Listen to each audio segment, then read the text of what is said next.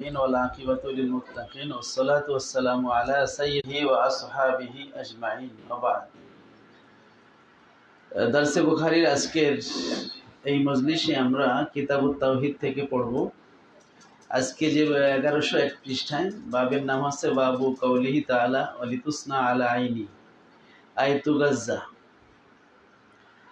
ওয়া কাউলুহু তাআলা তাজরি বিআয়ুনিনা।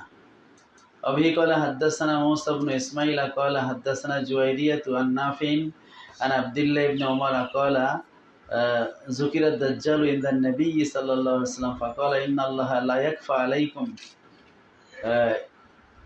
إن الله ليس بأعور وأشار بيده إلى عينه وإن المسيح الدجال أعور عين اليمنى كأن عينه عنبة طافية। তো আল্লাহ রাব্বুল আলামিনের যে সিফাতগুলো আছে এই সিফাতগুলো কিছু সিফাতকে বলা হয় সিফাতে মানবিয়া, অর্থগত সিফাত। যেমন কুদরত সিফাত, এটা সিফাতে মানবিয়া, তার থেকে কদির হলো তার নাম। আর কিছু সিফাত আছে সিফাতে খবরিয়া বলা হয়, যেগুলো অর্থগতভাবে সিফাত বলে মনে হয় না, কিন্তু এই আল্লাহ তাআলার বর্ণনা দিতে গিয়ে ওই শব্দটা ব্যবহৃত হয়েছে। তো এই জন্য ওটাকে সিফাতে খবরিয়া বলা হয়, মানে বর্ণনাগত সিফাত। বর্ণনাগত সিফাত, কারণ সিফাত শব্দের একটা অর্থ বর্ণনা করা হয়, যেমন সিফ হাজিহিল গুরফা, এই রুমের বর্ণনা দাও। অসফুন মানে যেমন গুণ হয়, অসফুন মানে কি হয়, বর্ণনা হয়। মানে আল্লাহ তাআলার বর্ণনায় কোরআনে বা হাদিসে ওই শব্দটা ব্যবহৃত হয়েছে, এই জন্য ওগুলোকে সিফাতে খবরিয়া কেউ কেউ বলেছেন। তবে আল্লামা ইবনুল জাওজি রহমতুল্লাহ আলাইহি বলেছেন এগুলো সিফাত নয়, এগুলো এজাফাত। এগুলো কি এজাফাত? হচ্ছে কোনো মাখলুককে খালেকের দিকে নিসবাত করা। যেমন বাইতুল্লাহ, তো বাইতকে আল্লাহর ইজাফত, এটা আল্লাহর ইজাফত করা হয়েছে বাইতের সম্মান বৃদ্ধির জন্য, ইজাফাত তাশরিফিয়া। ওইরকম ইয়াদুল্লাহ, এই ইয়াদ, এটাকে ইবনুল জাওজি রহমতুল্লাহ সিফাতে খবরিয়া বা সিফাত বলে স্বীকার করেন। তিনি হাম্বলি মাযহাবের, এবং তিনি যে সমস্ত হাম্বলিরা দেহবাদী হাম্বলি, তাদেরকে উনি মারাত্মকভাবে খণ্ডন করেছেন তার দফুস শুবাহিত তাশবিহ কিতাবের মধ্যে। এবং এই যে ইয়াদুল্লাহ, উনি বলছেন এটা ইজাফাত, কারণ ইয়াদুল্লাহ ফাওকা আইদিহিম, ওই আয়াতে ইয়াদুল্লাহ বলতে নবীজির হাত উদ্দেশ্য, কিন্তু নবীজির হাতকে আল্লাহর দিকে নিসবত করা হয়েছে, কারণ সাহাবা ইকরামের হাতের উপরে আল্লাহর, বাস্তবে আল্লাহর হাত ছিল না। কার হাত ছিল? নবীজির হাত। নবীজির হাত ছিল, কিন্তু এটাকে কোরআনে প্রকাশ করা হয়েছে ইয়াদুল্লাহ ফাওকা আইদিহিম। তাহলে নবীর হাতকে আল্লাহর দিকে এখানে ইজাফত করা হয়েছে, নবীর হাতের মর্যাদা বৃদ্ধির জন্য, ইজাফতে তাশরিফ। এইভাবে ইবনুল জাওজি রহমতুল্লাহ তিনি ইয়াদ, ওয়াজ, নাফস ইত্যাদি শব্দের কে ইজাফত ধরে তিনি ব্যাখ্যা দিয়েছেন। কিন্তু অন্যান্য ইমামরা তারা হচ্ছে এগুলোকে সিফাত বলেছেন। কেউ কেউ, আবু হানিফা রহমতুল্লাহ ইয়াদ, ওয়াজ, নাফস তিনটাকে তিনি সিফাতে খবরিয়া বলে স্বীকার করেছেন। তবে আহমদ ইবনে হাম্বল রহমতুল্লাহ একটা কিতাবে আছে, তিনি আইনুনটাকেও আল্লাহ তাআলার সিফাতে খবরিয়া স্বীকার করেছেন। তবে আমরা আবু হানিফা রহমতুল্লাহ আলাইহি তিনি আইনুনটাকে সিফাতে খবরিয়া স্বীকার করেন না, বরং তিনি বলেন আইনুন দ্বারা বাসার উদ্দেশ্য। কি উদ্দেশ্য? তো বাসার হচ্ছে আল্লাহ তাআলা সিফাতে মানবিয়া। হ্যাঁ, তো যেমন আমরা বলি যে ও আমাদের তো আজকাল চোখে পড়ে না। এই চোখে পড়ে না মানে দৃষ্টিতে পড়ে না, তাই না? এবার চোখে দেখো না মানে তুমি তোমার দৃষ্টি শক্তিতে দেখো কিনা, কারণ চোখের মধ্যে তো কিছু পড়তে পারে না। পড়তে পারে? এই চোখে পড়া দ্বারা উদ্দেশ্য হলো দেখা। তাহলে চোখ দ্বারা দেখা উদ্দেশ্য হতে পারে। কি হতে পারে? বলা হবে চোখ, উদ্দেশ্য হবে দেখা। তাহলে এখানে যে কোরআন শরীফে যে আল্লাহ তাআলার শানে যে আইনুন শব্দের প্রয়োগ এসেছে, এই আইনুন দ্বারা যদি বাসার, আল্লাহর বাসার সিফাত মুরাদ নেওয়া হয়, যেটা যেখান থেকে আল্লাহ তাআলা বাসিরুন মানে সিফাতি নামটা এসেছে, তাইলে আর এটাকে আলাদা সিফাতে মানবিয়া মানে খবরিয়া মানার কোনো প্রয়োজন নেই। এই জন্য আবু হানিফা রহমতুল্লাহ আইনুনটাকে সিফাতে খবরিয়া মানেন নাই, ইয়াদুন ওয়াজহুন নাফসুনকে তিনি মানছেন, কারণ আইনুনের সিফাতে মানবীয় আছে, আইনুন দ্বারা তিনি বাসার উদ্দেশ্য, তাই না? তো যেহেতু আইনুন আইনুন যদি কেউ সিফাত মানেও, তাহলে আইনুন দ্বারা কি বোঝাইছে? দেখার বিষয়টাই তো বোঝাইছে।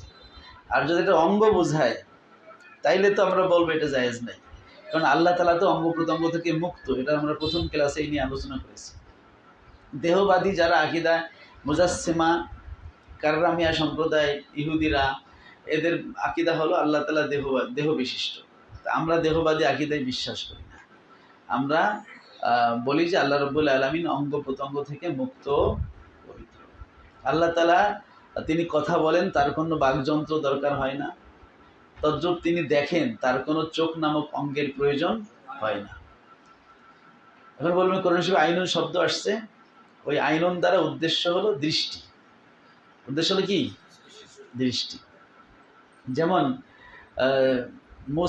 নূহ আলাইহিস সালামের যে নৌকার ঘটনা আসছে, সেখানে লেখা আছে তাজরিবি আয়ুনিনা, এই নৌকা চলবে আমার চোখের সামনে, আইবি মার আম মিন্না, আমার দৃষ্টির সামনে। ওটা চোখে চোখে রাখিস, মানে কি? দৃষ্টির অধীনে রাখিস। তাহলে চোখ বলে দৃষ্টি উদ্দেশ্য নেওয়া হয়।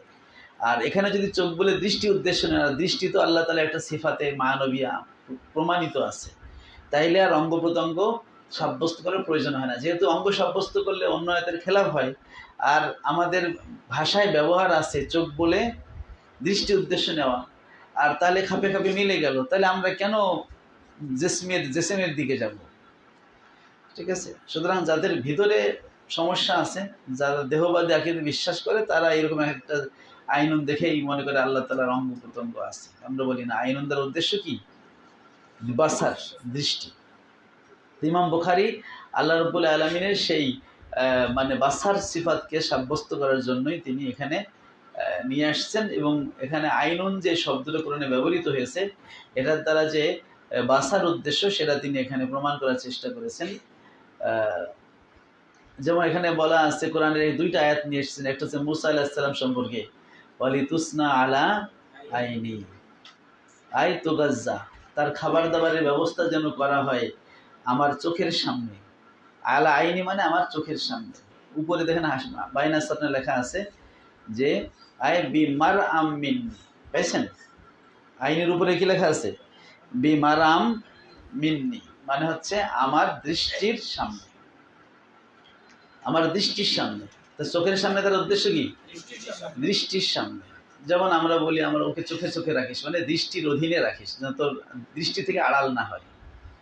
চোখ থেকে আড়াল না হয়, চোখ থেকে আড়াল না হওয়ার মানে হলো দৃষ্টি থেকে আড়াল না হওয়া।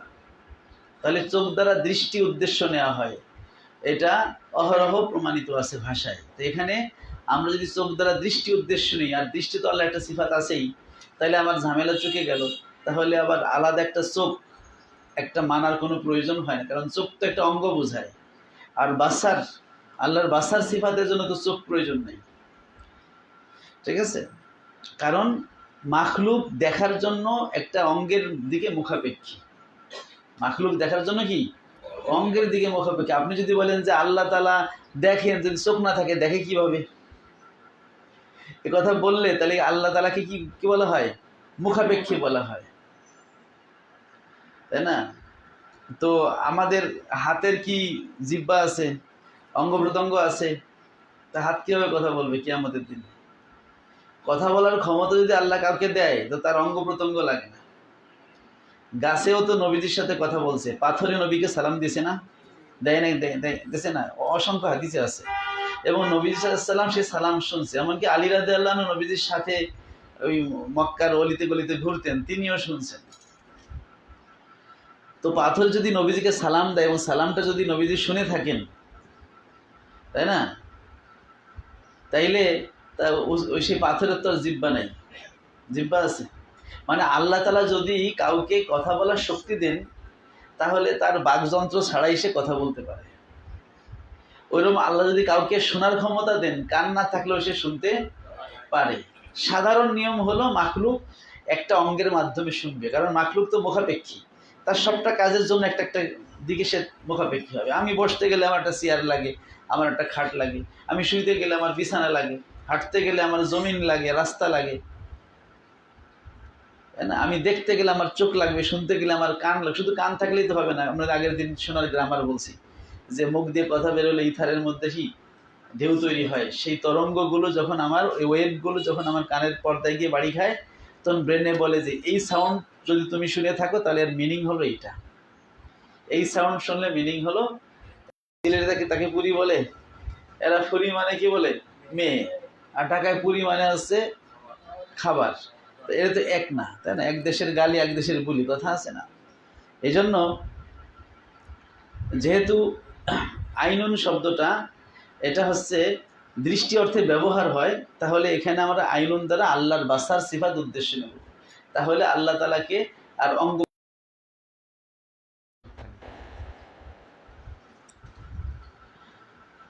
কি বলতেছিলাম ফাঁকে, আমি মাঝখানে একটু কথা হারাই ফেলছি।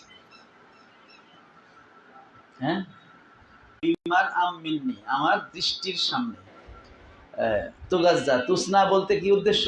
তুগাজ্জানো তার খাবারের ব্যবস্থা। তার মুসা আলাইহিস সালামকে তো তার আম্মা একটা কাঠের বাক্সের মধ্যে দিয়ে নীল দরিয়ায় ফেলে দিলেন। তো আল্লাহ রাব্বুল আলামিন আবার মুসা আলাইহিস সালামকে তার মায়ের কাছেই ফেরত দিলেন। আচ্ছা, আর পরের আয়াত হলো তাজরিবি আয়ুনিনা, যে নূহ আলাইহিস সালামের নৌকো আল্লাহ বলছে এটা চলবে আমার চোখের সামনে। বি আয়ুনিনা শব্দের শাব্দিক অর্থ কি? আমার চোখের সামনে, কিন্তু এর দ্বারা উদ্দেশ্য কি? আমার দৃষ্টির সামনে। মানে আল্লাহ তাআলার দৃষ্টি বাসার এটা সব কিছুর উপরে আছে। এমন কিছু নাই যেটা আল্লাহ দেখেন না। যা দেখার বিষয় সেটা আল্লাহ দেখেন, যা শোনার বিষয় সেটা আল্লাহ, এমনটা না যে শোনারটা আল্লাহ দেখেন দেখারটা শোনেন, এমনটা না। দেখার জন্য আলাদা সিফাত, শোনার জন্য কি। সুতরাং যত আওয়াজ আছে সেটা আস্তে হোক আর জোরে হোক, সেটা সামিউন সিফাতের অধীনে। সামন সিফাতে যত দেখার বিষয় আছে সেটা ক্ষুদ্রতি ক্ষুদ্র হোক আর বড় হোক, সব বাসার সিফাতের অধীনে। সুতরাং আল্লাহর সব কিছুই আল্লাহর দৃষ্টির সামনে থাকে, মানে হচ্ছে সুতরাং নূহ আলাইহিস সালামের নৌকাটাও চলবে আল্লাহর দৃষ্টির সামনে। তাহলে এখানে বি আয়ুনিনা মানে কি? বি মারাম মিন্না।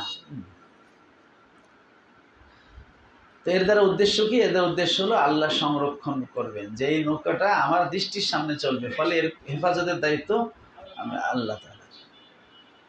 قبل قال حدثنا موسى بن اسماعيل قال حدثنا زهير عن نافع عن عبد الله بن عمر قال ذكر الدجال عند النبي রাসূল পাক সাল্লাল্লাহু আলাইহি ওয়াসাল্লামের নিকটে দাজ্জালের কথা আলোচনা হলো। ফাকালা, তখন নবীজি বললেন, ইন্নাল্লাহা লা ইয়াখফা আলাইকুম, যে আল্লাহ তাআলা কেমন এটা তোমাদের কাছে গোপন নাই। ওয়া আশারা ইলা আইনিহি, একথা বলে নবীজি তার চোখের দিকে ইশারা করলেন। ওয়াইন্নাল মাসিহাদ দাজ্জাল আওয়ারু আইনি ইউমনা, আর মাসিহুদ দাজ্জাল সে তার ডাইন চোখ হলো সে টেরা, মানে কান্না এনাবাহু এনাবাতুন তফিয়া, তার চোখটা কেমন যেন একটা ফোলা আঙ্গুরের মতো। তার ডাইন চোখের যেই ভিতরে যেই গোলকটা ওটা হচ্ছে ফুলে নিচে পড়ে ঝুলে থাকবে, সে কানা দাজ্জাল বলে। অর্থাৎ বাম চোখটা তার ভালো, আর ডান চোখটা কি এভাবে খুলে নিচে পড়া, কেমন যেন একটা আঙ্গুর যদি কষে ফুলে যায় যেমন দেখায়, চোখটা ঝুলে থাকে ওরকম দেখাবে। রাসূল সাল্লাল্লাহু আলাইহি ওয়াসাল্লাম এই দাজ্জালের বিষয়টা বোঝানোর জন্য হাত দিয়ে ইশারা করে বললেন যে দাজ্জাল থাকবে কি কানা। আর আল্লাহ কেমন সেটা তোমরা জানো, তোমাদের গোপন নাই যে আল্লাহ তিনি কানা না। মানে আল্লাহর কি আছে?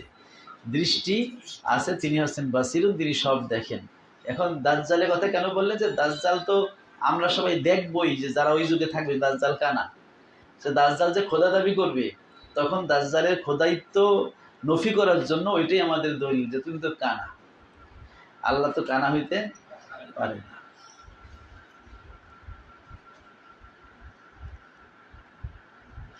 আচ্ছা, কানা কাকে বলে? যার হচ্ছে দৃষ্টিশক্তি নেই। সুন্দর দুটি চোখ আছে কিন্তু দেখে না, তাও আমরা কানা বলি কিনা? সুতরাং এখানে চোখ দ্বারা মূলত দৃষ্টিশক্তির উদ্দেশ্য। এই জন্য আল্লাহ তাআলার জন্য অঙ্গ প্রত্যঙ্গ সাব্যস্ত করে অপচেষ্টা করার কোনো সঠিকতা নেই। أبي قال حدثنا حفص بن عمر قال حدثنا شعبة قال أخبرنا قتادة قال سمعت أنس بن مالك عن النبي صلى الله عليه وسلم قال ما بعث الله من نبي, পাঠাননি আল্লাহ তাআলা কোন নবীকে, ইল্লা আনজারা কওমাহু, ইহা ব্যতীত যে প্রত্যেক নবী তার কওমকে সতর্ক করেছে আল আওয়ার আল কাজ্জাব, মিথ্যাবাদী ওই কানা দাজ্জাল থেকে। ইন্নাহু আওয়ারা, জেনে রাখো, ইন্নাহু আওয়ারু, এই দাজ্জাল হলো কানা, টেরা। আমা বলে তার 2 চোখ অন্ধ, আর 1 চোখে সমস্যা থাকে তাকে বলে কি আওয়ার, হচ্ছে টেরা। ওয়াইন্না রব্বাকুম লাইসা বিআওয়ার, আর তোমাদের আল্লাহ সে কি হবে না, কানা হবে না। তো এটা কেন বললেন, যে কারণ দাজ্জাল এত ক্ষমতা আল্লাহ দাজ্জালকে দিবেন শেষ জামানায় পরীক্ষার জন্য। দাজ্জালের ক্ষমতা দেখে আর দাজ্জালের দাবি অনেকে মানে নেবে যে সত্যি মনে আল্লাহ পৃথিবীতে নামে আসছে। কিন্তু নবীজি তার উম্মতকে সতর্ক করার জন্য বুঝাই দিচ্ছেন যে দাজ্জাল কিন্তু কানা দাজ্জাল, তা আল্লাহ তার কানা না। ফলে তোমাদের সে যে আল্লাহ না, এটা বোঝার জন্য তোমার এই নর্মাল একটা যুক্তি যথেষ্ট। তারপরে বললেন মাকতুবুন বাইনা আইনাইহে কাফের, তার 2 চোখের মাঝে কপালে এখানে কাফের লেখা থাকবে। কি লেখা থাকবে? কাফের। বাবু কাউলিল্লাহি তাআলা হুয়াল্লাহুল খালিকুল বারিউল মুসাউবির, এই বাবের নাম হচ্ছে আল্লাহ তাআলার বাণী দিয়ে তিনি বাব নির্ধারণ করেছেন। আল্লাহ তাআলার বাণী হুয়াল্লাহুল খালিকুল বারিউল, তিনি আল্লাহ হচ্ছেন সৃষ্টিকারী, তৈরিকারী এবং আকৃতি দানকারী। খালেক এবং বারি এই দুইটা কাছাকাছি একই অর্থ। বারি মানেও সৃষ্টিকর্তা, খালেক মানেও কি সৃষ্টিকর্তা। তো এই যে আয়াতটা, এটা সূরা হাসর, তাই না?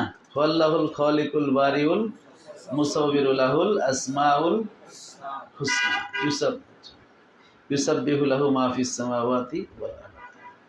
আচ্ছা, এই যে এর অধীনে তিনি যে হাদিসটি এনেছেন সেটা হলো বিহি ক্বালা হাদ্দাসানি ইসাকু ক্বালা হাদ্দাসানা আফফানু ক্বালা হাদ্দাসানা ওয়াহিবুন ক্বালা হাদ্দাসানা মুসা ইবনে উকবাতা ক্বালা হাদ্দাসানি মুহাম্মদ ইবনে ইয়াহইয়া ইবনে হাইয়ান আন ইবনে মুহাইরিজিন আন আবি সাঈদিন আল খুদরি আন ফি গজওয়াতি বনিল মুস্তালিক। আবি সাঈদ খুদরি থেকে বর্ণিত আছে গজায়ে বনু মুস্তালিক প্রসঙ্গে, যেটাকে মুরাইসির যুদ্ধ বলা হয়। এটা 5ম হিজরিতে বনু মুস্তালিক কওমের বিরুদ্ধে সম্পন্ন হয়েছিল। জুয়াইরিয়া, নবীজির স্ত্রী জুয়াইরিয়া রাদিয়াল্লাহু, তিনি বনু মুস্তালিকের কন্যা, বাদশার কন্যা, হারেস এর কন্যা ছিলেন। মানে তারা যখন বন্দী হয় তখন জুয়াইরিয়াকে হচ্ছে নবীজি আজাদ করে বিবাহ করেন। তো জুয়াইরিয়ার ভাই বিরাদার সব কি বন্দী হয়েছে। এখন যখন জুয়াইরিয়াকে নবীজি বিবাহ করছেন তখন তো আত্মীয় হয়ে গেল না, তখন নবীজির স্ত্রীর সম্মানে সাহাবায়ে কেরাম ওই বন্দীদের কি করে দিলেন, মুক্ত করে দিলেন, যে না এখন আত্মীয় স্বজনকে বন্দী বানানো কি হবে না, ঠিক হবে না। আচ্ছা, পরে তারা মুসলমান হয়। তো এই যে বনু মুস্তালিকের যুদ্ধ সম্পর্কে বল, ইন্নাহুম আসহাবু সাবায়া, সাহাবায়ে কেরাম তারা অনেকগুলো বন্দির বা হচ্ছে দাস দাসী তারা পাইল। সাবিউন থেকে বহু বচন সাবায়া, তারা দাসী পাইল। ফারাদু আইয়াস্তামতিউ বিহিন্না, তো সাহাবায়ে কেরাম এই দাসীদেরকে ভোগ করতে ইচ্ছা করলেন, যে দাসীদেরকে আমরা ভোগ করব, মানে হচ্ছে জেমা করব। তো দাসীর সাথে শরীয়ত সম্মত যারা দাসী তাদের সাথে জেমা করার সুযোগ রয়েছে মালিকের। তো যদি তাদের পেটে বাচ্চা চলে আসে তাহলে তারা আবার উম্মে ওলাদ হয়ে আজাদ হয়ে যায়।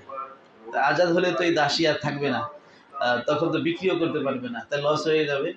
এই জন্য তারা চাচ্ছিল যে দাসীর সাথে জেমা করবে কিন্তু সন্তান যেন না হয়, ওয়ালা ইয়াহমিল না। তো তারা চাচ্ছিল ইস্তেমতা মানে উপভোগ করবে, কিন্তু ওয়ালা ইয়াহমিল না, তারা মানে হামেলা বা গর্ভবতী হবে না। এখন কি করবে?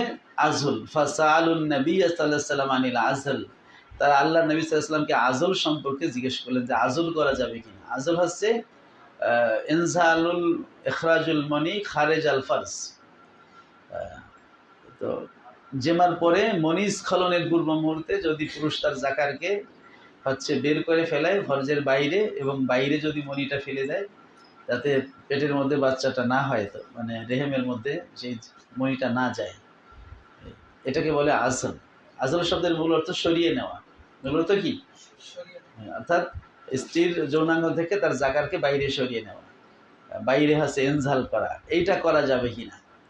ফাকালা, তখন নবীজি বললেন মা আলাইকুম আল্লাহ তাফআলু, তোমরা তোমাদের আজল না করাতে কোনো সমস্যা নাই। ফাইনাল্লাহ কদ কাতাবা, কেননা যে আল্লাহ তাআলা লিখে রাখছেন মান হুয়া খালিকুন ইলা ইয়াউমিল কিয়ামা, কিয়ামত পর্যন্ত তিনি কাকে কাকে সৃষ্টি করবেন, কাকে পৃথিবীতে পাঠাবেন, সব কি করেছেন আল্লাহ লিখে রাখছেন, ওর রদবদল হবে না। সুতরাং তোমার এই ঔরসে যদি সন্তান হওয়ার লেখা থাকে, তুমি আজল করলেও কাজ হবে না, আর যদি লেখা না থাকে আজল না কি বলে মানে আজল না করলেও সমস্যা নাই। এই জন্য আজল করার দরকার নাই, তোমরা স্বাভাবিকভাবে থাকো। যদি সন্তান ভাগ্যে থাকে তাহলে কি তোমার সন্তান হবে, আর ভাগ্যে না থাকলে হবে না। وقال مجاهد عن قتادة سألت أبا سعيد فقال قال النبي صلى الله عليه وسلم ليس نفس مخلوقة إلا الله خالقها। এমন কোন মাখলুক নফস নাই, মানে যাকে সৃজিতব্য, যাকে আল্লাহ তাআলা সৃষ্টি করতে চান, এমন কোন নফস নাই ইল্লা ইহা ব্যতীত যে আল্লাহ তাকে সৃষ্টি করবেনি। সুতরাং তুমি আজল করো, যা করো, আল্লাহ যদি তাকে মায়ের পেট থেকে পৃথিবীতে আনতে চান তাহলে তোমার আজলেও কাজ হবে না।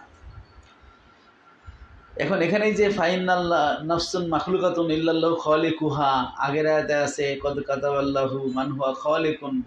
এই যে খালিকুন শব্দ তর্জমাতুল বাবের মধ্যে আছে হুয়াল্লাহুল খালিক, যে আল্লাহ হচ্ছেন খালিক। আর আল্লাহ সৃষ্টি করেন কিভাবে? পিতামাতার বীর্য যখন মায়ের পেটে একত্রিত হয় তখন আল্লাহ সেগুলোকে প্রথমে রক্তপিণ্ড, তারপরে গোশতপিণ্ড, এরপরে হচ্ছে ওই যে হাড্ডি দিয়ে, তারপরে পাকাসন আল ইজাম আল রহমান, এভাবে 4 মাসের পরে রুহু দিয়ে দেয়। এরপরে আস্তে আস্তে আস্তে বড় হয়। এই যে সৃষ্টিটা মুখাল্লাকাতুন গায়রা মুখাল্লাকা, কোনোটা আকৃতি পায়, কোনোটা আকৃতি না পায়, গর্ভপাত হয়ে পড়ে যায়। এই যে সৃষ্টির যে ধারাবাহিকতা মায়ের পেটে চলে, এটাকে বলে, এটা আবার অন্য আয়াতে বলেছে হুয়াল্লাযী ইউসাউবিরুকুম ফিল আরহামি। মায়ের পেটে তোমাদের আল্লাহ বিভিন্ন আকৃতি দেন, কখনো একটা রক্তের টুকরা থাকে, কখনো গোশতের জোকের মতো একটা ছোট টুকরা হয়, ওটাকে আবার মাংসপিণ্ড হয়, আস্তে আস্তে বড় হয়।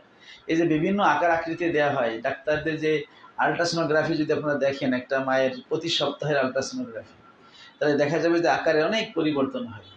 এই পরিবর্তনগুলো আল্লাহ বলছেন আমি করি, ইউসাউবিরুকুম ফিল আরহাম। আল্লাহ যেভাবে ইচ্ছা মায়ের রেহেমের মধ্যে তোমাদের কি করেন, তসবির বা আকৃতিগুলো দান করে থাকেন। তাহলে যেহেতু মায়ের পেটে সন্তান সৃষ্টি হয়, আর মায়ের পেটে আল্লাহ আকৃতি দেন, আর যিনি আকৃতি দেন তাকে বলা হয় মুসাউবির। কি বলা হয়? সেদিক থেকে হু আল্লাহুল খালিকুল বারিউল মুসাউবির, এই মুসাউবিরটাও আসছে। তো আল্লাহ তাআলা যে খালেক এবং মুসাউবির, সৃষ্টিকর্তা এবং আকৃতিদাতা, সেটা এখানে ইমাম বুখারী স্পষ্টতই বুঝালেন। এখানে দুইটা আলোচনা প্রসঙ্গত করতে হবে। একটা হলো যে আজলের শরিয়াতের হুকুম কি, ঠিক আছে? তো এখানে দাসী হলে অনুমতি ছাড়াই আজল করা জায়েজ হবে, এটা ফুকায়ে কেরামের কথা। আর যদি স্বাধীনা মহিলা হয়, মানে স্ত্রী যদি স্বাধীনা হয়, তাহলে আজল করতে গেলে তার অনুমতি নিতে হবে। সে রাজি থাকলে আজল করা জায়েজ হবে, তবে এটা শর্ত সাপেক্ষে। অনুমতি বলতে, কারণ একজন স্বামীর যখন বীর্য বের হওয়ার উপক্রম হয়, ওই মুহূর্তটা থাকে স্ত্রীর কাছে সবচাইতে উপভোগের। তো আমি তো যৌনাঙ্গটা বের করে আনে তাকে উপভোগ থেকে বঞ্চিত করলাম, তাই না? স্বামী যেমন স্ত্রীকে ভোগ করবে, স্ত্রীও তো স্বামীর থেকে উপভোগ নেবে, দুইজনের তো অধিকার আছে। তা আমি তো তাকে অধিকার থেকে বঞ্চিত করতে পারি না। এই জন্য স্বাধীনা মহিলা হলে স্ত্রীকে অনুমতি নিয়ে আজল করতে হবে। এখন আজল করার, এটা তো হচ্ছে স্ত্রীর অনুমতি প্রসঙ্গ। এখন আজল আসলে করা যাবে কিনা, যদি সন্তান হলে খাওয়াবো কি, এ ধরনের আল্লাহর রিজিকের উপরে অনাস্থা থাকে, হ্যাঁ, তাহলে তো এটা আকীদাই বাতিল। তাহলে সে আজলও করতে পারবে না, বা বার্থ কন্ট্রোল যেটা বলে সেটাও করতে পারবে না। আর যদি হচ্ছে এ ধরনের কোনো না থাকে, এমনিতেই সে করছে, অথবা হচ্ছে সে চিন্তা করলো যে আমি আমার সন্তানগুলোকে একটু সুন্দরভাবে নেই, একটার মাঝে একটা গ্যাপ থাকুক, নইলে একটা সন্তান তো 2 বছর দুধ খাওয়ার অধিকার আছে, তাই না? আল ওয়ালিদাতু ইউরদিনা আওলাদাহুন্না হাওলাইনি কামিলাইন, হানাফি মাযহাবের মধ্যে 2 বছর 6 মাস। তাই একটা জন্মগ্রহণ করার পর আরেকটা আপনি নিলেন, একটা বাচ্চা এখনো 1 বছর দুধ খাওয়া শেষ করে নাই, আরো 1 বছর বাকি, এর মধ্যে আরেকটা সন্তান যদি যখনই পেটে আসে, মায়ের তো দুধ থাকে না, বুকে দুধ থাকে না, সন্তান পেটে আসলে দুধ থাকে না, আবার জন্ম নিলে মায়ের বুকে দুধ আসে। তো এখন যখন দুধ থাকলো না, ওইটারে খাওয়াইলেন কি? গরুর দুধ, ডানোর মধ্যে তো মেলামাইন, তো কেমিক্যাল। তো তাহলে ওর যে পুষ্টিহীনতা, ওর যে মায়ের যে দুধের মধ্যে কিন্তু সন্তানের যত মেধা সব কিন্তু মায়ের বুকের দুধ থেকে আসে। এবং একটা সন্তানের আচার আচরণ, একটা সন্তানের মেধা, একটা সন্তানের মানে যা কিছু আছে, মানে এর অধিকাংশ বিজ্ঞানীরা বলতেছে 90 ভাগ, কয় ভাগ মেয়ের থেকে আসে, মা থেকে আসে। এটা চিকিৎসা বিজ্ঞানের কথা, যে সন্তানের আচার আচরণ, সন্তানের ব্যবহার, তারপরে সন্তানের মেধা কেমন হবে, এটা 90 ভাগ আসে মার থেকে, আর 10 ভাগ আসে হলো বাবার থেকে। ঠিক আছে? কারণ সে তো মায়ের পেটে থাকে, মায়ের দুধ খায় 6 মাস পর্যন্ত বা 2 বছর পর্যন্ত শুধু মায়ের দুধই খায়, বাবার তো কিছু খায় না, খায় খায় না। সুতরাং তার শরীরের গঠন সব কিছু মায়ের মতো হয়। হ্যাঁ, বাবার থেকেও সে পায় না তা না, বাবার থেকেও পায়। হাদিসে আছে আল ওয়ালাদু সিররুল আবিহি, বা কাওয়ালে আছে যে বাপকা বেটা, তাই না, বাপের মতো হয় বেটা। সেটা হচ্ছে চেহারা সুরত অনেক সময় বাপের মতো হয়, ঠিক আছে, কিন্তু তার আচার আচরণ অনেকটাই মায়ের থেকে পায়, এটা চিকিৎসা বিজ্ঞানীরা বলতেছে। এই জন্য মায়ের যে আদর, মায়ের যে বুকের দুধের অধিকার, এটা তো আমি বঞ্চিত করতে পারি না। সুতরাং আমি যদি চিন্তা করি যে আমি একটু কন্ট্রোল করি, একটা সন্তান কমপক্ষে 2 বছর 3 বছর যাক, সে একটু ম্যাচিউরড হোক, তারপর আরেকটা সন্তান আসুক, তাহলে এখানে তো পারিবারিক শৃঙ্খলা উদ্দেশ্য, আল্লাহর রিজিকের প্রতি অনাস্থা উদ্দেশ্য না। তাহলে সে যদি আজল করে তার কোনো সমস্যা নেই। আর এই উদ্দেশ্যে যদি সাময়িক বার্থ কন্ট্রোল করে তাতেও সমস্যা নেই, কিন্তু স্থায়ী বার্থ কন্ট্রোল করাকে ফুকাহায়ে কেরাম হারাম বলছেন। যেটা হচ্ছে বন্দা করণ, স্ত্রী অথবা স্বামী যে কোনো একজনকে বন্দা করে, হ্যাঁ, অর্থাৎ তার সে জেমা করতে পারবে কিন্তু কোনো বাচ্চা হবে না, এভাবে স্থায়ীভাবে বন্ধ করে দেয়। তো সেইটা হচ্ছে এক শর্তে জায়েজ বলছে, সেটা হচ্ছে যদি এমন হয় যে বাচ্চা হলে এই মা মারা যেতে পারে, তার শরীরের অবস্থা এমন যে মুসলিম দিনদার চিকিৎসক যদি বলে যে বাচ্চা নেওয়ার তার জন্য তার জানের হুমকি আছে, ঠিক আছে, তাহলে জান বাঁচানো তো ফরজ, আর বাচ্চা নেওয়া তো ফরজ না, বাচ্চা নেওয়া তো উত্তম বা বৈধ, তাহলে ওই বাচ্চা নেওয়া থেকে তাকে স্থায়ী বন্ধ করার সুযোগ আছে। অথবা কোনো মহিলার জরায়ুতে ক্যান্সার হইল বা জরায়ুতে একটা অসুস্থ হইল, তো এখন বাধ্য হয়ে তার জরায়ু যদি এখন মানে সিজার করে কেটে না ফেলে, তাহলে সে সারা শরীরে এই অসুস্থতা ছড়িয়ে যেতে পারে। ইদানিং অনেক মহিলার জরায়ুতে ক্যান্সার হয় বা রোগ হয়, তখন জরায়ু কেটে ফেলতে হয়। তাই জরায়ু যদি কেটে ফেলে তাহলে আর রোগটা কি করে ওদিকে ছড়ায় না, আর যদি জরায়ু যদি না কাটে তাহলে রোগটা ছড়ায় যাবে। তাহলে তার জীবন বাঁচানোর জন্য জরায়ু কাটতে হবে, আর জরায়ু কাটলে তার বাচ্চা হওয়ার কোনো সুযোগই, মানে রেহেমটা যেটা বাচ্চা দানি ওটা কেটে ফেলে, তো ওইটা কেটে ফেললে তো আর বাচ্চা হওয়ার কোনো সুযোগ নেই। তাহলে এটা জানের, মানে যেখানে জানের হুমকি আছে সেই ক্ষেত্রে স্থায়ী জন্ম নিয়ন্ত্রণ বৈধ। আর নইলে যদি ওই বদ আকিদার জন্য হয়, হ্যাঁ, ওই বিশেষ করে যারা পরিবার পরিকল্পনা, তারা তো শিখায় এত হইলে খাওয়া বাকি, খাওয়া বাকি, ঠিক আছে। জনগণকে ইসলাম বোঝা বলে বিশ্বাস করে না, ইসলাম মনে করে জনগণের শক্তি, জনশক্তি। আপনার 5টা ছেলে থাকলে 5 জনে কামাই করলে 1 টাকা করে দিলে বাবা 5 টাকা পায়, আর যদি 1 ছেলে থাকে তাহলে বুড়ো বয়সে ওই 1 ছেলের 5,000 টাকা দেওয়া লাগে, তো তার সংসার চালাতে কষ্ট হইবে। আর যদি পাঁচ ভাই থাকে, সবাই 1,000 করে দিলে বাবি কত, 5,000, 2,000 করে দিলে বাবা 10,000 পেয়ে গেছে। তো এটাই হচ্ছে আকিদার বিশ্বাসের ক্ষেত্রে। যেমন হচ্ছে ওই জাহেলি যুগের লোকেরা, তারা সন্তানকে মেরে ফেলতো, তাদের একটা ছিল মেয়েদের মারতো লজ্জায়, আর ছেলেগুলো মারতো কেন, যে ছেলে খাইবে, খাসিয়াতা আইয়াত আমা মা, হাদিসে আছে যে তোমার সাথে খাবারে ভাগ বসাবে, হ্যাঁ, এই ভয়ে তুমি তাকে যদি মেরে ফেলো। এটা কবিরা গুনাহ, 7টা কবিরা গুনার মধ্যে আছে আনতাকতুলা ওয়ালাদাকা খাশিয়াতা আইয়াত আমা মাকা। এজন্য আল্লাহ বলেছেন নাহনু নারযুকুকুম ওয়া ইয়াহুম, তোমাদেরকে তাদেরকে আমি রিজিক দেই, তারা রিজিক দেয় না। এজন্য রিজিকের ভয়ে যদি জন্ম নিয়ন্ত্রণ করে সেটা কি হারাম, এতে কোনো সন্দেহ নেই। তবে যদি স্বাস্থ্যগত কারণে, পারিবারিক শৃঙ্খলা, সন্তানের হক বা স্ত্রীর মানে জীবনের হুমকি ইত্যাদি কারণে হয়, তাহলে কি আছে, সাময়িক বা স্থায়ী জায়েজ আছে। আরেকটা মাসালা হলো, আল্লাহ তাআলার কি সূরাত আছে, আল্লাহ তাআলার কি আকার আছে? আহলে সুন্নাত ওয়াল জামাতের আকীদা হলো আল্লাহ তাআলা আকারের ঊর্ধ্বে। আল্লাহ তাআলা কি, তিনি সবাইকে আকার দান করেন, তিনি আকার বিশিষ্ট নন। আমাদের ইমাম ইজ্জুদ্দিন ইবনে আব্দুস সালাম রহমতুল্লাহ আলাইহি উনি উল্লেখ করেছেন 606 হিজরিতে ইন্তেকাল, উনি শাফিঈ মাযহাবের মস্ত বড় ইমাম। উনি উল্লেখ করেছেন লাইসা বিজি সূরাতিন মুসাওয়ারিন, আল্লাহ তাআলা কোনো আকার বিশিষ্ট না। কারণ কোরআনে আল্লাহকে মুসাওয়ির বলা হয়েছে, হুয়াল্লাহুল খালিকুল বারিউল মুসাওয়ির। আল্লাহ হচ্ছেন মুসাওয়ির, তিনি মুসাওয়ার নয়। কেউ যদি নামাজে হুয়াল্লাহুল খালিকুল বারিউল মুসাওয়ার পড়ে, জবর দিয়ে মাফুল বানায় পড়ে, তার নামাজ বাতিল হয়ে যাবে, কারণ অর্থ চেঞ্জ হয়ে গেল। তাহলে আল্লাহকে মুসাওয়ার বললে মানে আকৃতি বিশিষ্ট বলে নামাজ বাতিল হয়ে যাবে, আর মুসাওয়ির বলতে হবে তিনি আকৃতি দানকারী।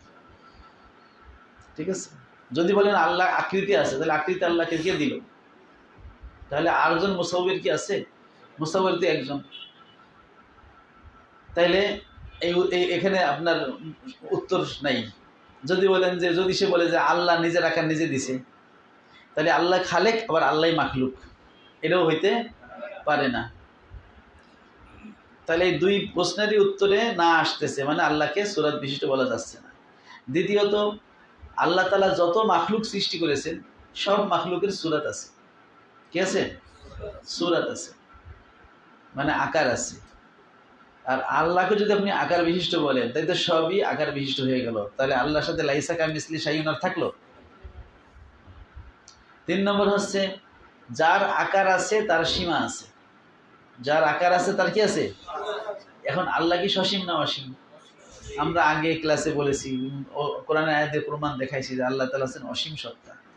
তো আপনি যদি আল্লাহকে সসীম বানায় ফেলেন আকারে কথা বলে, তাহলে তো সমস্যা। এখন বলবেন যে হ্যাঁ, হাদিসে তো সূরাতের কথা আছে, খালাকাল্লাহু আদম আলা সূরাতিহি।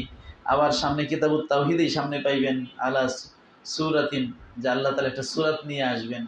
আবার ওই হাদিসে আছে আল্লাহ আদম আলাইহিসসালামকে তার সূরাতে তৈরি করেছেন। তো যাদের আকীদাই হলো দেহবাদী আকীদা, তারা সূরাত দেখে তো বগল বাজানো শুরু করে, আরে পাইছি দলিল, এই সূরাতের কথা বলছে, আল্লাহর আকার নাই, এই তো আকারের সূরাত আছে। আরে বাবা, আল্লাহ তাআলা আকারের ঊর্ধ্বে, এটা তো অকাট্য দলিল দ্বারা প্রমাণ হয়ে গেছে। সুতরাং এখন যদি সূরাত শব্দ হাদিসে ব্যবহৃত হয়, তাহলে এই অকাট্য দলিলের বিরুদ্ধে সূরাত শব্দের অর্থ নেওয়া যাবে না। দেখতে হবে সূরাতের আর কোনো অর্থ আছে কিনা। আমরা দেখি যে হ্যাঁ, সূরাতের আরো অর্থ আছে। সেটা হচ্ছে সূরাত মানে সিফাত। সূরাত মানে কি? সিফাত। সূরাত মানে সিফাত। যেমন বলা হয় সূরাতুল মাসআলাতি কাজা, এই মাসলার সূরাতটা এরকম। এই মাসলার 3টা সূরাত আছে। তো মাসলার কি কোনো চেহারা আছে, আকার আছে? মাসলা তো একটা তথ্য, একটা সমস্যা, এটা আবার আকার কি? তাই না? তো আমরা যদি আরবিতে লিখি বা আমাদের আরবি ভাষায় এটা প্রচলন থাকে সূরাতুল মাসআলাতি কাজা, যে মাসলার সূরতটা হলো এরকম। তো মাসলার তো আসলে কোনো আকার নাই, তাহলে আমরা সেক্ষেত্রে সূরাত ব্যবহার করি কি অর্থে? সিফাত অর্থে, যে মাসলার সিফাত বা বর্ণনাটা হলো এইরকম, মাসলার বৈশিষ্ট্যের বর্ণনাটা হলো এরকম। তাই মাসলার বর্ণনা বলতে আমরা সূরাতুল মাসআলা বলি। তাহলে সূরাত শব্দটা সিফাত বা বর্ণনা অর্থে ব্যবহার হয়।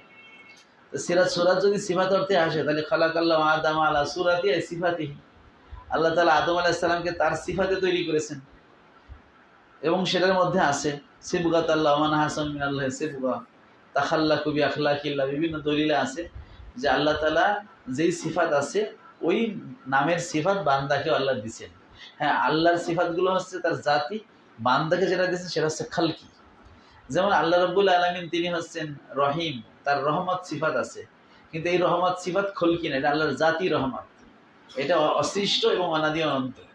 কিন্তু মাখলুককে যে আল্লাহ দয়া নামক সিফাত বা রহমত নামক সিফাত দান করেছেন, সেটা কিন্তু খলকি রহমত। সেটা কি রহমত? খলকি রহমত। তার সূচনা আছে, তার ধ্বংস আছে, তার বৃদ্ধি আছে, ঘাটতি আছে।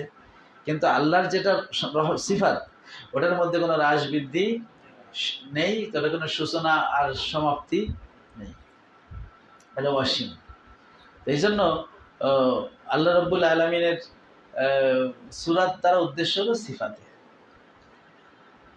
সুতরাং প্রমাণ হলো যে আল্লাহ রাব্বুল আলামিন আসলে তিনি সূরাত বিশিষ্ট নন, তিনি হচ্ছেন সূরাতের ঊর্ধ্বে। হ্যাঁ, মুনাজ্জাহুন আনিস সূরা, তিনি সূরাত থেকে পবিত্র, মানে আকার থেকে পবিত্র। কিন্তু দেখবেন লা মাযহাবিরা তার মাছ খোঁজে আর পানি খোঁজে, তাদের সাথে তো আসলে কথা বলা যায় না। মূর্খ, ঠিক আছে, মূর্খ। এরা কথা বোঝে না, ভাষা বোঝে না। আবার নিজেদের ওই যে পাগল আছে না, জাতে পাগল তালে ঠিক, জাতে মাতাল তালে ঠিক। এরা যখন নিজেদের মত প্রমাণ করবেন তখন কিন্তু দই হাদিস দিয়ে দলিল নেবে, আর ওনাদের বিরুদ্ধে গেলে সই হাদিসটা বলবে যে ওটার মধ্যে কি লোকাল আছে, কি আছে, কি লোকাল আছে। এরকম অনেক ঘটনা আমাদের সাথেও ঘটেছিল আমাদের। একটা মাসালায় আমরা দলিল দিচ্ছি, কয় হাদিসটা ঠিক নাই। যখন আমরা হাদিসের আবার উলামা ইকরামের রেফারেন্স দিলাম যে হাদিসটা হাসান, কয় ঠিক আছে হাসান বলছে, কিন্তু অন্যদের আবার ভিন্ন মত থাকতে পারে। আল্লাহ তাআলা হচ্ছেন আকারের ঊর্ধ্বে, আকার থেকে তিনি পবিত্র। বাবু কওলিল্লাহি তাআলা লিমা খালাকতু বিয়াদাইয়া, যেহেতু আমি সৃষ্টি করেছি তাকে আমার দুই হাতে। বিয়াদাইয়া শব্দের শাব্দিক অর্থ হলো দুই হাতে। এখন এখানে ইয়াদ দ্বারা কি উদ্দেশ্য? তো নিশ্চিত হলো ইয়াদ দ্বারা অঙ্গ প্রত্যঙ্গ উদ্দেশ্য নয়, কারণ আমরা জানি মাখলুকের সাথে আল্লাহর কোনো সাদৃশ্য নাই। মাখলুকের ক্ষেত্রে ইয়াদ শব্দ যেহেতু তার হাত বোঝায়, তাহলে আল্লাহর ক্ষেত্রে ইয়াদ শব্দটা হাত বোঝাবে না, তাহলে তো সাদৃশ্য হয়ে গেল। আল্লাহর ক্ষেত্রে ইয়াদ দ্বারা কি বোঝাবে সেটার ব্যাপারে আমাদের মুতাকাদ্দিমিনরা তাফবিদ করেছেন যে আল্লাহই ভালো জানেন, আর মুতাআখিরিনরা ব্যাখ্যা করেছেন যে আল্লাহর হাত দ্বারা ক্ষমতা, হাত দ্বারা কুদরত, হ্যাঁ, হাত দ্বারা মিল্ক ইত্যাদি, যেখানে যেটা অর্থ হয়। যেটা আল্লামা মাইমুন নাসাফি তিনি তার বাহরুল কালাম কিতাবেও বলছেন, ইয়াদ শব্দটা কখনো মালিকানা, কখনো হচ্ছে নিয়ন্ত্রণ, ক্ষমতা ইত্যাদি অর্থে, রহমত ইত্যাদি অর্থে ব্যবহার হয়, জায়গা ভেদে ওই অর্থে ব্যবহার হয়। আর এটা হচ্ছে ভাষার সৌন্দর্য। এটা কি ভাষার সৌন্দর্য, বালাগাত, ফাসাহাত, মানে যে মাজাজ ব্যবহার করা, হ্যাঁ, কি বলে কেনায়া ব্যবহার করা, এগুলো কি ভাষার সৌন্দর্য, এটা বুঝতে হবে। أبي قال حدثنا معاذ بن فضالة قال حدثنا هشام عن قتادة عن أنس بن مالك أن النبي صلى الله عليه وسلم قال يجمع المؤمنون, একত্র করা হবে ঈমানদারদেরকে, ইয়াউমাল কিয়ামা, কিয়ামতের দিনে, কাযালিকা, এরূপ ভাবে, ফায়াকুলুনা, তখন হাসরবাসী বলবে, লাউ ইস্তাশফানা ইলা রাব্বিনা, যদি আমরা আমাদের রবের কাছে সুপারিশ চাইতাম, হাত্তা ইউরিহানা মিন মাকানিনা হাযা, যাতে তিনি আমাদের এই জায়গা থেকে একটু শান্তি দেন। আসলে ময়দান তো অনেক গরম হবে, তাই না? একেবারে মাথার 1 মাইল বা 2 মাইল উপরে সূর্য থাকবে। জামিতের বিচার আছে মাইলান আও মাইলাইনে, 1 মাইল অথবা 2 মাইল। এখন বলবেন যে হুজুর 1 বিঘ মাথা, আমরা জানি মাথার 1 বিঘে তো উপরে সূর্য থাকবে, তাহলে এইটা কথাটা আসলো কোত্থেকে? সেটা হচ্ছে মাইলুন আও মাইলাইনে। এই মাইলুনের মিমে যদি জবর দেন মাইল, মাইলুন মানে 1 মাইল, আর মিমে যদি জের দেন মিলুন আও মিলাইনে, মিল বলা হয় সুরমা দানির কাঠি, যেটা দিয়ে সুরমা নেয়। তো একটা কাঠি এতটুকু হয়, 2 মাইল 2 মিল হলে 1 বিঘা, ঠিক আছে? যারা মিলুন আও মিলাইনে পড়ছে তারা হচ্ছে মাথার 1 বিঘা, কিন্তু অধিকাংশ বর্ণনা মতে এটা মাইলান আও মাইলাইনে, 1 অথবা 2 মাইল। সূর্যের প্রখর যে তেজ, এটা 2 মাইল দূরে থাকলেই কাম হইবে, 1 বিঘাতে আসার কোনো প্রয়োজন নাই।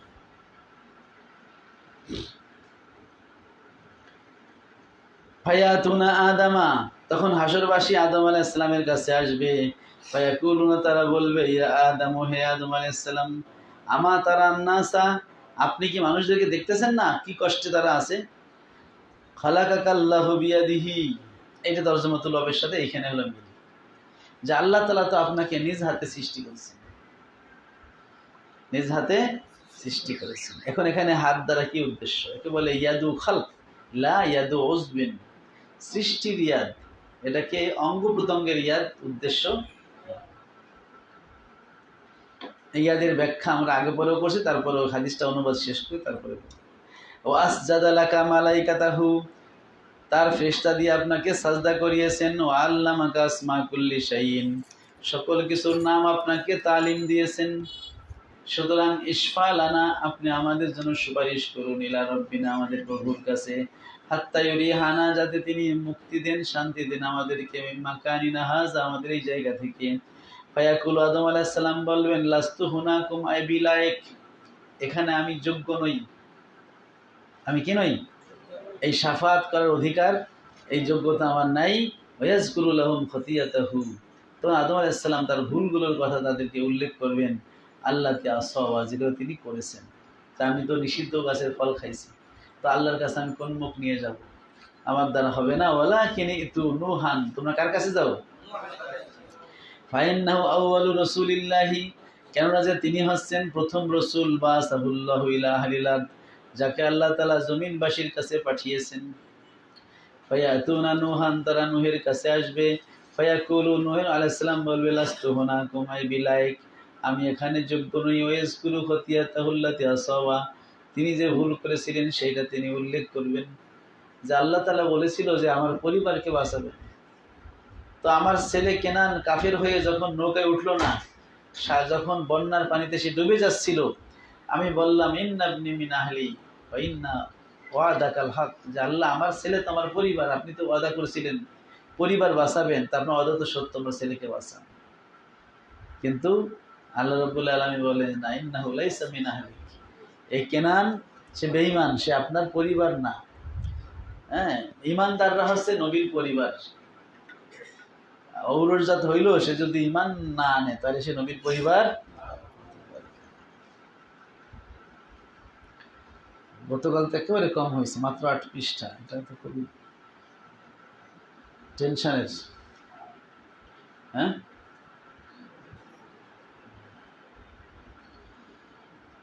আচ্ছা, এখন এখানে নূহ আলাইহিস সালামকে বলা হয়েছে আউয়ালু রাসূলিল্লাহ, আল্লাহর প্রথম রসুল। আসলে প্রথম রসুল কে, নূহ আলাইহিস সালাম নাকি আদম আলাইহিস সালাম? তো আদম আলাইহিস সালাম রসুল কিনা? যদি আদম আলাইহিস সালাম রসুল হয় তাহলে তো তিনিই প্রথম রসুল। তো সহিহ মত হলো আদম আলাইহিস সালাম নবী ও রসুল। নবী ও, কারণ রসুলের সংজ্ঞা হলো যাকে শরীয়ত দেওয়া হয়েছে। কেউ কেউ বলছেন যাকে কিতাব দেওয়া হয়েছে। তো আদম আলাইহিস সালাম তো সহিফা পাইছেন কিনা? 10 খান সহিফা পাইছেন। আবার তাকে শরীয়তও দেওয়া হয়েছে। আদম আলাইহিস সালামের শরীয়তে কি কি ছিল? যে ভাই বোনে বিয়ে জায়েজ ছিল, এক স্তর উপরে নিচে। পরবর্তী কিন্তু এই শরীয়ত মানসুখ হয়ে গেছে। যেহেতু আদম আলাইহিস সালামের শরীয়ত ছিল, তাহলে তিনি অবশ্যই রসুল। হ্যাঁ, তার শরীয়তে তাশরিয়াত মানে শরীয়তের বিধিবিধানটা কম, তাকবিনী বিষয়গুলো মানে দুনিয়া আবাদের বিষয়গুলো বেশি আসছে। আর নূহ আলাইহিস সালাম তিনিও রসুল, কিন্তু মুশরিকদের কাছে আগত প্রথম রসুল হচ্ছে নূহ আলাইহিস সালাম। আর আদম আলাইহিস সালাম তো তার ছেলেদের কাছে আসছে, এরা তো কেউ মুশরিক ছিল না। হ্যাঁ, পরে কাবিল সে পথভ্রষ্ট হয়েছে, কিন্তু নূহ আলাইহিস সালামকে পাঠানোই হয়েছে মুশরিকদের কাছে। তাহলে তুফানের পরে প্রথম রসুল হলো নূহ আলাইহিস সালাম, আর মুতলাকান প্রথম রসুল হচ্ছে আদম আলাইহিস সালাম। ওয়ালাকিন তু ইব্রাহিমা, তবে তোমরা চলে যাও ইব্রাহিম খলিলুল্লাহ, আল্লাহর খলিল আল রহমান, আল্লাহর যিনি হচ্ছেন বন্ধু, তার কাছে। ফায়াতুনা ইব্রাহিমা, তখন তারা ইব্রাহিম আলাইহিস সালামের কাছে আসবে। ফায়াকুলু, ইব্রাহিম আলাইহিস সালাম বলবেন, লাস্তু হুনাকুম, আমি এখানে যোগ্য নই। ওয়াজকুরু লাহুম খতায়াহু, তিনি তাদের কাছে উল্লেখ করবেন তার ভুলগুলোর কথা, আল্লাহ তাআলা যেগুলো তিনি করেছেন। সেটা হলো তিনি তার স্ত্রীকে বলছেন হাজা উক্তি, স্ত্রীকে বলছেন বোন, জাউজাতি বলেন নাই। আবার বলছেন বাল ফালাহু কাবিরহুম হাজা, এই বড় বড় মূর্তিটা ভাঙছে, আসলে মূর্তিগুলো ভাঙছিলেন তিনি। আরেকটা হলো তিনি বলছিলেন ইন্নী সাকিম, আমি অসুস্থ, আসলে তিনি কোনো শারীরিকভাবে অসুস্থ ছিলেন না। তো এইগুলোকে বলে হাসানাতুল আবরার সাইয়াতুল মুকাররামিন। সাধারণ মানুষের বললে এটা ভুল ধরা হতো না, কিন্তু যারা মুকাররাব তাদের ক্ষেত্রে এটাকে ভুল হিসেবে ট্রিট করা হয়েছে। এজন্য ইব্রাহিম আলাইহিস সালাম আল্লাহর কাছে ক্ষমাও চেয়েছেন। ঠিক আছে, আমাদের বিচারে এটা গুনাহ না, কিন্তু আল্লাহ এবং ইব্রাহিম আলাইহিস সালামের কাছে যে সম্পর্ক, সেই সম্পর্কের দৃষ্টিতে গুনাহ। ঠিক আছে, সম্পর্ক বেশি হইলে ছোট ছোট জিনিসও অপরাধ হিসেবে ধরা হয়। ঠিক আছে, আপনি রাস্তা দিয়ে যাচ্ছেন, একজন মহিলা জিজ্ঞেস করছে, ভাই এই ঠিকানা, আমি কোথায় যাবো, রাস্তা চিনি না। আপনি মহিলাটারে সাহায্য করলেন যে এই দিক দিয়ে যান, এই যে একটু কথা কইছেন, আপনার ওয়াইফ যদি দেখে, বাসায় যে নির্ঘাত জড়া লাগবে যে আপনার ভাই কইলো কেন, হ্যাঁ, তার সাথে এত গল্প কিসের। কারণ স্ত্রী হলে মহব্বত করে বেশি, সে তো মহব্বতে কোনো শরিকানা চায় না। মানে আবার কোনো কিছু সৃষ্টি হয়ে যায় কিনা মহব্বত, ঠিক আছে। মানে মহব্বতের কারণে ছোট ছোট বিষয় যেটা সাধারণত অপরাধ ধরা হয় না, ওটাকেও বড় অপরাধ হিসেবে ধরা হয়। ঝগড়া করে খানা বন্ধ হয়ে যায় একদিন, দুইজন বিছানায় অন্যদিকে ফিরে শুয়ে থাকে রাগারাগি করে, ঠিক আছে। একে বলে হাসানাতুল আবরার সাইয়াতুল মুকাররাবিন, মানে সাধারণ যারা নেককার তাদের জন্য যেটা ভালো গ্রহণযোগ্য, কিন্তু যারা মুকাররাব তাদের কাছে ওইটা কিনা পাপ। এই জন্য যে ইব্রাহিম আলাইহিস সালাম যে কথাগুলো বলছেন সেগুলো আমাদের দৃষ্টিতে কোনো বিষয় না, ইটস ওকে। কিন্তু ইব্রাহিম আলাইহিস সালাম আল্লাহ তাআলার মধ্যে যেই নিসবাত, যেই তাকাররুবাত, যেই সম্পর্ক, সেটার দৃষ্টিতে এটাকে ভুল হিসেবে ট্রিট করা হয়েছে। আচ্ছা, ইব্রাহিম আলাইহিস সালাম মূলত মিথ্যা কথা বলেননি, যেটা মুসলিম শরীফ আছে, যে ইব্রাহিম বুখারীতেও আছে, ইব্রাহিম আলাইহিস সালাম 3টা মিথ্যা কথা বলছেন। কিন্তু এগুলো আসলে জাহেরি ভাবে মিথ্যা, কিন্তু এটা হাকিকাতান কি ছিল না, মিথ্যা ছিল না, ইসলাম কবুল করতেছে না। আর ওই জালেম বাদশাহ থেকে তার স্ত্রীকে বাঁচানোর জন্য স্ত্রীকে বললেন, আমি কি তোমাকে বোন বলবো? বলছে হাজি উখতি, এটা আমার বোন, যাতে জালেম বাদশাহ তার স্ত্রীকে কোনো খারাপ কাজ না করে। কারণ মিশরের বাদশাহ ছিল জালেম। ইব্রাহিম আলাইহিস সালাম সিরিয়া যখন হিজরত করে যাচ্ছিলেন শাম দেশে, তখন তার স্ত্রীকে নিয়ে যায় মিশরের বাদশাহ, এবং পরে মা সারাকে তো ছেড়েই দিলেন আল্লাহর ফজলে, আরও মা হাজারাকে গিফট হিসেবে দিলেন, যে দাসীটাকে তার খেদমতে দিয়ে দিলেন। আচ্ছা, আর হচ্ছে বাল ফাআলাহু কাবীরুহুম হাযা, বড় মূর্তিটাই ভাঙছে। ইব্রাহিম আলাইহিস সালাম আসলে হাকিকাতান বড় মূর্তি ভাঙছে এটা তিনি উদ্দেশ্য নেন নাই। এর দ্বারা উনি বোঝাতে চাচ্ছেন যে আমি এই কথা বললে তারা যে উত্তরটা দেবে সেটা দিয়ে আমি তাদের ধরব। তারা বলবে যে এই মূর্তি তো ভাঙতেই পারে না, তার তো সেই শক্তি নাই, ক্ষমতা নাই। তখন বলবো যে যার ক্ষমতা নাই তার নিজেকে বাঁচানো, তার পার্শ্ববর্তী মূর্তিকে বাঁচানো, সে তোমাদের কিভাবে জাহান্নামের আগুন থেকে বাঁচাবে। তাদেরকে এই যুক্তি দিয়ে ধরার জন্য তিনি একটা উদাহরণস্বরূপ বলছেন, যে যেহেতু তার কাঁধে কুঠারটা, তার মনে হয়তো সেই মনে হয় ভাঙছে। আসলে সে ভাঙছে এটা নিশ্চিত করে ইব্রাহিম আসলাম বলেন নাই। ইব্রাহিম আসলাম বোঝাতে চেয়েছেন যে অবস্থার আলোকিত মনে হয় সেই ভাঙছে। যখন তারা বলবে না সে কি ভাঙতে পারে, তার তো সেই ক্ষমতা নাই, তখন তিনি বলবেন তাহলে তোমরা কেন তার ইবাদত করো। যেমন তিনি আকাশে চাঁদের দিকে তাকাই বলছেন, হাযা রব্বি হাযা আকবার, এই তো, এটা তো বড়, এটাই মনে হয় আমার রব। কিন্তু তাহলে কি ইব্রাহিম আসলাম শিরক করছেন? না, এটা তিনি তাদের ভাষায় কথা বলছেন, তোমাদের দৃষ্টি মতে তো এটা বড়, এটাই রব। কিন্তু যে ডুবে যায় সে কখনো রব হতে, কারণ ডুবে যায় মানে হচ্ছে সে সকালে ওঠে রাত সন্ধ্যায় ডুবে, মানে পরিবর্তনশীল সে কি। আর আল্লাহ তাআলা তো পরিবর্তনশীল না, কারণ যা পরিবর্তন হয় তা কি হয়, ধ্বংস হয়। যা পরিবর্তনশীল তা কি হয়, ধ্বংসশীল। যেহেতু আল্লাহ ধ্বংসশীল নয়, সেহেতু আল্লাহ পরিবর্তনশীল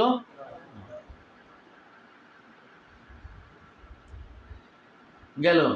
ওয়ালাকিনি তু মুসা, তোমরা যাও মুসার কাছে, আমদান, সে হলো এমন এক বান্দা, আতাহুল্লাহু তাআলার কাছে আসবে। ওয়াকুলু, মুসা নবী বলবেন, লাস্তু হুনাকুম, আমি এখানে যোগ্য নই। ওয়াজকুরু লাহুম খাতিয়াতাহু, তাদেরকে দিয়ে তার ভুলের কথাগুলো উল্লেখ করবেন, আল্লাহতে আসাবাহু, যেগুলো তিনি করেছেন।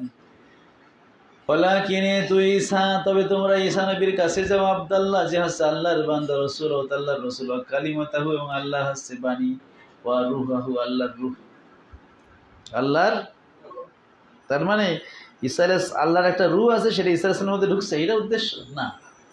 ঈসা আলাইহিস সালামের রূহটাকে আল্লাহর রূহ বলা হয়েছে, কারণ ঈসা আলাইহিস সালামের রূহটা স্পেশাল, দেখি এটার মর্যাদা বোঝানোর জন্য, কেবল ইজাফতে তাশরিফিয়া, মর্যাদা বোঝানোর জন্য। যেমন আল্লাহ, যেমন নবীজি হাদিসে কুদসিতে আছে, বলেছেন যে কি, মুহররম হচ্ছে শাহরুল্লাহ, মুহররম কি আল্লাহর মাস। ওই যে সালেহ আলাইহিস সালাম উটকে বলা হয়েছে নাকাতুল্লাহ, আল্লাহর উট। আল্লাহ উঠ দিয়ে করবেন কি, আল্লাহ কি উট চড়াইবেন? নাউজুবিল্লাহ। এটা হচ্ছে ওই উটের মর্যাদা বোঝানোর জন্য আল্লাহর দিকে নিসবত করা হয়। কোনো খালেককে খালেকের দিকে যদি মাখলুককে ইজাফত করা হয়, সেটা মাখলুকের মর্যাদা বেড়ে যায়। তো এইখানে ইব্রাহিম আলাইহিস সালাম কি বলে, ওই ঈসা আলাইহিস সালাম তিনি আল্লাহর রূহ বলতে আল্লাহর রূহ আছে সেটা দিয়েছেন, এটা উদ্দেশ্য না। এবং ঈসা আলাইহিস সালাম যেহেতু পিতা ছাড়া সৃষ্টি হয়েছেন, তার সৃষ্টিটা তো একটু অলৌকিক। এই জন্য ঈসা আলাইহিস সালামের রূহটাকে আল্লাহর রূহ, মানে আল্লাহর বিশেষ রূহ, আল্লাহর বিশেষ সৃষ্টি, বিশেষ রূপ, এই কথা বোঝানোর জন্য এভাবে আল্লাহর রূহ বলা হয়েছে। যেমন আল্লাহর দিক, হ্যাঁ, তা আল্লাহর দিক বললে যদি হচ্ছে কেউ মনে করে আল্লাহটার দিকে থাকেন, তাহলে এটা তার ভাষার অদক্ষতা। আল্লাহর দিক মানে আল্লাহর নির্দেশিত দিক। আল্লাহর দিক মানে কি? যেমন ইব্রাহিম আলাইহিস সালাম বলছেন, অকালা ইন্নী যাহিবুন ইলা রাব্বি সায়াহদিন, তিনি বলেন যে আমি আমার রবের দিকে যাচ্ছি। যাহিবুন ইলা রাব্বি, আমার রবের দিকে যাচ্ছি, তিনি আমাকে পথ দেখাবেন। তাই ইব্রাহিম আলাইহিস সালাম গেছিলেন শাম দেশের দিকে, সিরিয়ার দিকে। তাহলে আল্লাহকে সিরিয়া থাকেন না, এখানে আল্লাহ, আল্লাহর দিক বলতে আল্লাহ সেখানে অবস্থান করেন ওই দিকে, এমনটা বোঝানোর উদ্দেশ্য না। তিনি তো স্থান কাল পাত্র দিকের ঊর্ধ্বে। তা আল্লাহর দিক বলতে আল্লাহর আদিষ্ট দিক, যে আল্লাহ আমাকে যেই দিকে যাওয়ার জন্য হুকুম দিচ্ছেন আমি সেই দিকেই যাচ্ছি।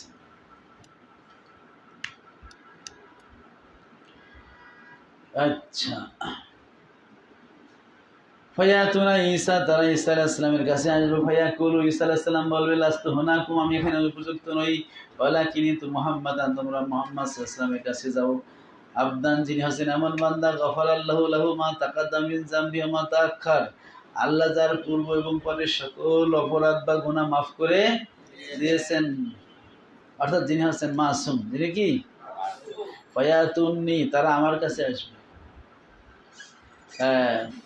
ফাস্তাযিনু আলা রাব্বি, আমি আল্লাহর কাছে অনুমতি চাইব। ওয়ায়ুযানু লি আলাইহি, আল্লাহর কাছে যাওয়ার জন্য আমাকে অনুমতি দেয়া হবে।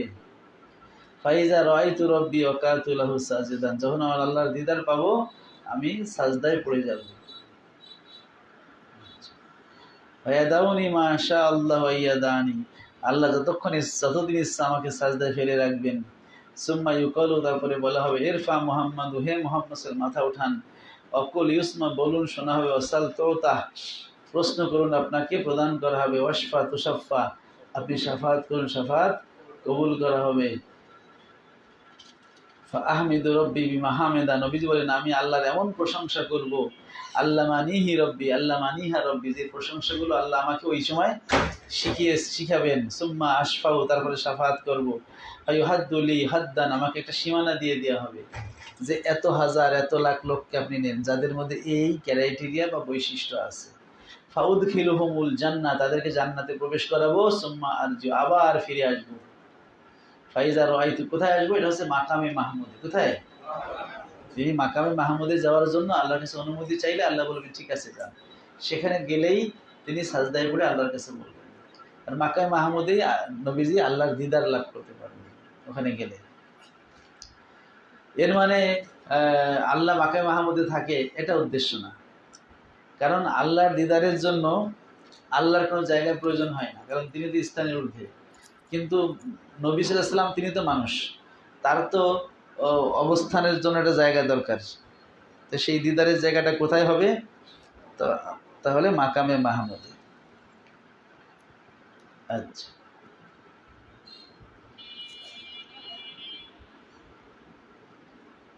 সুম্মা আরজিউ, ফিরে আসবো।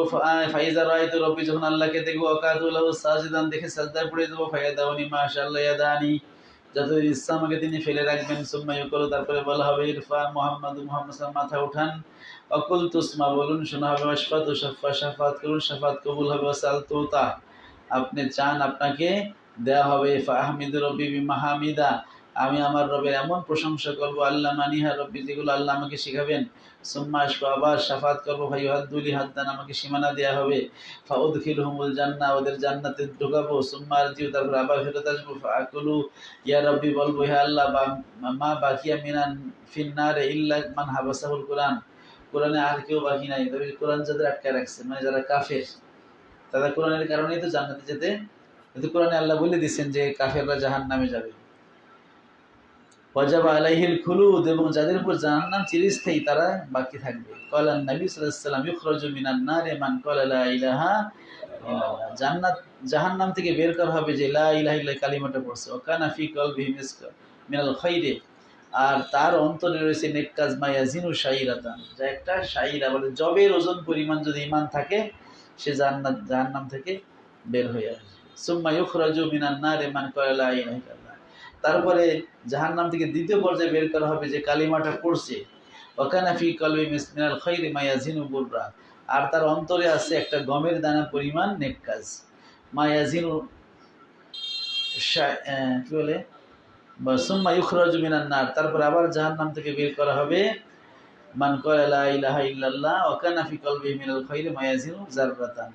এটা জাররা, জাররা মানে হচ্ছে অণু, অণু পরিমাণ যার কল্যাণ ভালো ভালো কাজ আছে যার দিলে সে হচ্ছে জান্নাতে তাকে প্রবেশ করানো হবে। আচ্ছা, এইখানে এটুকু থাক। এখানে একটা প্রশ্ন আছে, সেটা হচ্ছে রাসূল পাক সাল্লাল্লাহু আলাইহি ওয়াসাল্লামের শানে বলা হয়েছে কদ গফারাল্লাহু মা তাকাদ্দামা মিন জামবিহি ওয়া মা তাআখার, যে আল্লাহ তো তার আগে পরের জাম বা গুনাহ মাফ করছেন। এটা আপনাদের ক্লাসে বলছি কিনা, যে এটা মূলত এই হাদিস দ্বারা যদি কেউ প্রমাণ করে যে নবীজির যদি গুনাহ না থাকবে তাহলে মাফ করলেন কোত্থেকে? মাফ করতে কি লাগে? হ্যাঁ, গুনাহ লাগে। তাহলে এই হাদিসে নবীজিকে আল্লাহ আগে এবং পরের গুনাহ মাফ করছেন, এর মানে হচ্ছে নবীজির গুনাহ আছে। তার মানে হলো নবীজি মাসুম নয়। তাহলে অথচ ইসমাতুল আম্বিয়া বা নবীদের মাসুম বলার আকীদা আহলে সুন্নাত ওয়াল জামাতের একটা মৌলিক আকীদা।